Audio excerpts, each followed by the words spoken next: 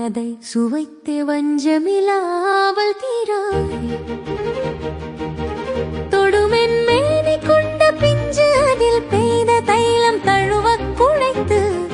சிவக்க சிவக்க மிளகாய் பொடி சீராய் உப்பிட்டு பதப்படுத்திய அந்த